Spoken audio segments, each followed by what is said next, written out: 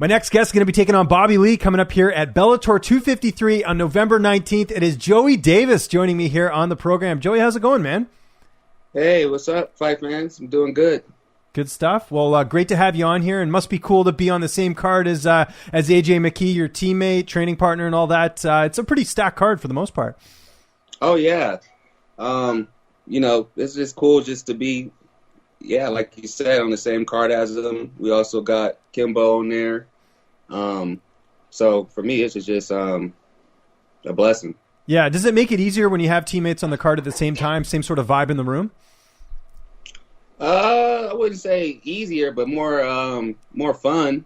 Yeah. You got people to watch, train, and, pick you up when you need to be picked up and stuff like that, sort of. Yeah, no, I agree with that. Before we get into the fight stuff, obviously some big news outside the cage is that you're with CAA. How did this all come together? You and AJ both signing with them, and Baby Slice. Pretty cool to be with one of the biggest management companies in the world. Oh, yeah, absolutely. I just want to say it just came apart by just the work ethic and the journey. It's something that I've earned, and that's the amazing part about it. How much work you put in, and you get to see what comes out of it. So, and I got signed, so I just know a lot of people where I come from it doesn't happen. So I'm unfortunately blessed, and I'm thankful. Are you trying to get any endorsement deals like AJ? I know he's trying to get a Snickers deal. Yeah, if that comes to play, maybe some commercials or wherever it leads me. You know what I mean? I know it's part of MMA. I know that they're going to do their part as for their job, and I still have to do my part. So nothing's going to keep continuing if I don't win. Well, you are winning, though. 7-0 record. You've looked outstanding since coming over from the high-level wrestling ranks. How has the transition been for you coming over to MMA? Because we're seeing a lot of wrestlers make that transition over the last couple of years. Oh, it's been tough. Getting down with my coach, and, he's just a different mindset. So, he pushes me to the limit. I'm sure everybody coaches push them to the limit.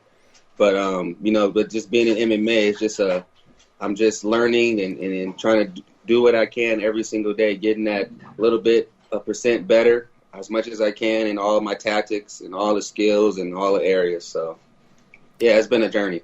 And you're feeling more comfortable, though. I mean, you're lucky you've been kind of with the Bellator banner. They've been doing a good job with the matchmaking. Are you feeling kind of, do you feel like an MMA fighter now after all these fights?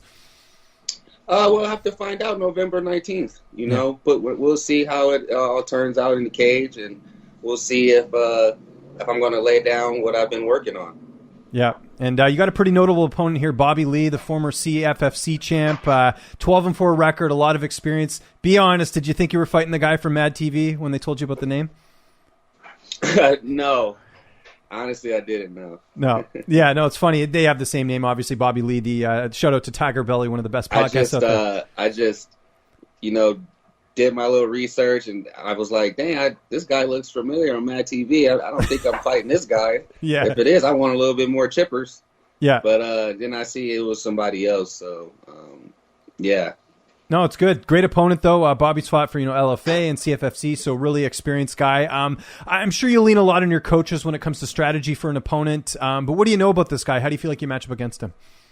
I feel like I'm the best, period. So MMA is a toss-up, so you never know what you can match up with. It's a lot of striking, a lot of kicks, and so at the end of the day, I just know that I'm a force to reckon with.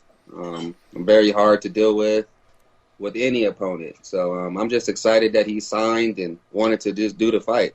Due to what's going on in the world, what's going on with the virus, and a lot of things with the police and with the riots and all this stuff going on. It was all in my area, so I'm just thankful that he just took the opportunity. Yeah. How have you been dealing with everything with COVID? Because I know there was a lot of uncertainty as to when people were going to fight again. Were you getting worried that it might be a while before you'd fight again? I mean, I stood training. I'm a training wreck. All I do is train 24/7.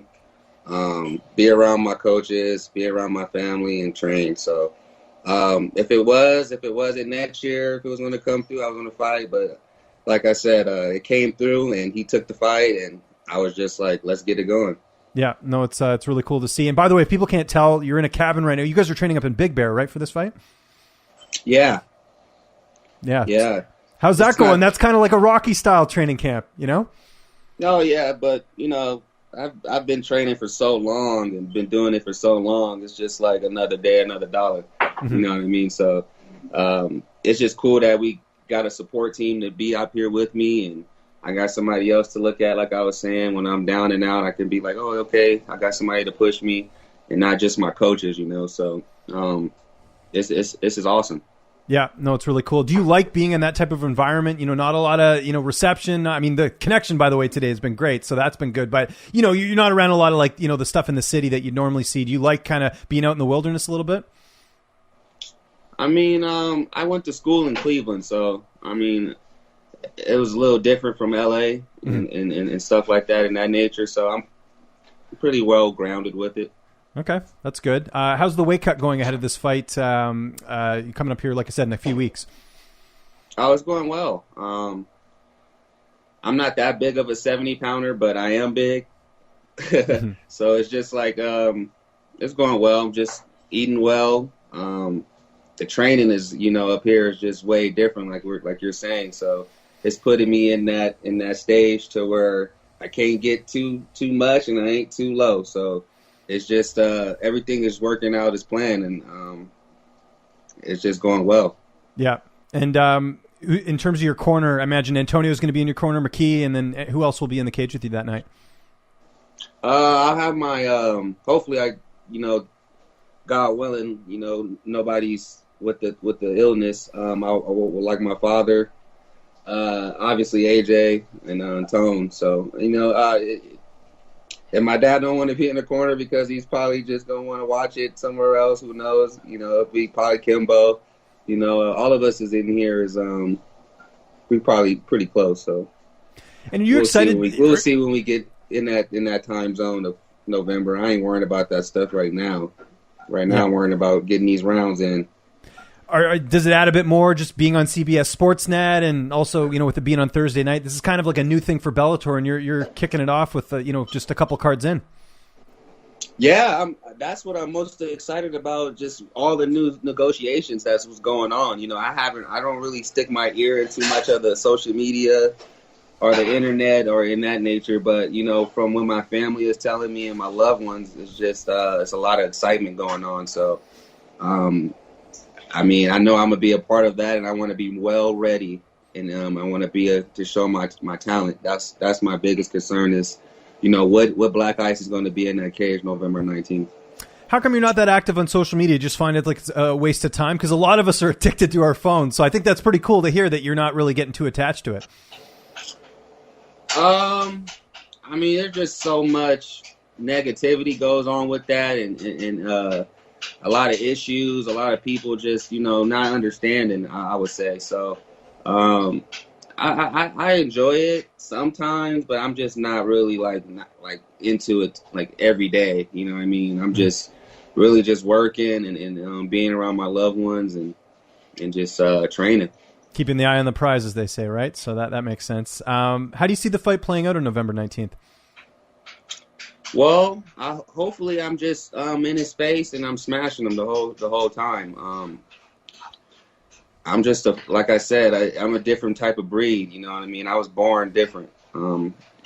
I come with different tactics. I come with different movement, different everything. So just like he's probably thinking, you know what I mean? And that's what I like. You know what I mean? If he thinks he's very confident in himself, then that's just going to bring the best out of me, and I'm sure that's what he wants. So we'll see what we're going to get it cracking for the fans, and we're going to get it cracking for the CBS, and that's what everybody wants to see. So, and I'm excited to bring the Black Ice out. With Khabib Nurmagomedov's retirement, it kind of got me thinking, and obviously you're a standout wrestler. How do you think Khabib would have done if he would have gone through the NCAA ranks or having competed in the Olympics? Because it is pretty interesting with just how good his transition game is. Now, that's different. You know what I mean? He didn't really – I don't know if he's a wrestler or he's Samo or something like that, but, wrestling is just a whole nother ball game. Yeah. You know what I mean? I think if he put the time in, he's an athlete. Jones wrestled in college, so he knows how difficult it is just to get into the Olympics and just to be on the USA wrestling team. So, but you asking for Khabib, in America, we're very, very good, in wrestling, and I'm sure he knows that. So if he would have probably made the Russian team, he probably would have made the Russia. But here, I don't. That's tough. Yeah, I know it's just a hypothetical. I was just curious to get your thoughts. Obviously, with your background, I thought that would kind of just be interesting. But you never really know, right? I would have to go with no in wrestling. Yeah. Okay. Fair enough. I like the assessment there. I don't think he would have made our team, especially with we got too much heat in wrestling here. Yeah. Kind of on that same note, we're seeing a lot of, we've seen this over the years, but a lot of wrestlers making that transition to MMA. I don't know if you're aware of what's going on with Bo Nickel right now. He's creating that American Top Team gym at Penn State, and they're really making that sort of like a hub for, wrestlers to go and make that transition to MMA. Have you been keeping an eye on that? Because it's pretty cool to see all the names coming through now that are coming into MMA, just like yourself. Yeah, when I came in, we had quite a few guys from college. Bellator named us the Fab Five. With Ed, Ruth, Pico, Jarrett, Tyrell Fortune, Aaron Pico, if I didn't say his name. But yeah. With those branch of guys, that was a special group. You know what I mean? And they're all still sticking around and doing very good as well. So, I still keep my eye on the wrestlers. Yeah. Do you think it's cool, though? Because it seems like it's happening more and more now. Years ago, you'd have, maybe a few coming. Like Cormier was obviously one that, stands out as far as Olympic wrestling and all that. And then, Cejudo. And it just seems like now it seems like to be more of a common thing. Have you noticed that? Or am I just on an island here by that take? It's been going on for, years with Tito and there's a whole bunch of other guys, that was transitioning. Yeah. But, yeah, I think it's a great thing. Yeah. Just to see where you are, as an athlete. You know what I mean? If you want to be a one sport athlete, a double sport athlete, you know what I mean? Do you want to go into something else? You know what I mean? You want to see where you are, if you can fight. You know what I mean? I think it's that's a great thing to have. So we wrap things up here. Just two quick questions. Downtime. What do you like doing when you're not training? Are you a Netflix guy, video game guy? What do I find you doing? I just love to be around people that I grew up with. 24/7, you know what I mean? I put a lot of work into my craft, and I like to get a lot of laughs in. I like to be out and about, maybe just a little lounge, and maybe a little 2K. Okay. On my PlayStation. See, that's what I was digging like for. Do you watch other sports as well, or no? Oh yeah, I love sports. Okay, so what are your? Let's hear them. Let's hear the list. What do you like watching? I'm a big football guy. Okay. I'm a huge LeBron fan. And I was a big football player, so anytime some sports come on and in that nature, I'm going to watch it and sit down and enjoy that. So yeah. Are you a fan? Sports. Are you a fantasy football guy as well, or you just watch it? Nah, I don't really get into fantasy. I don't like my phone ringing too much. People texting me too much or anything. It goes back to the social media thing. You don't want to have that obligation, right? I like that. That's good. Yeah, I keep my mind focused on me and myself. You know what I mean? Yeah. And keeping it going each and every day like that. Focusing on what I got to do every single day.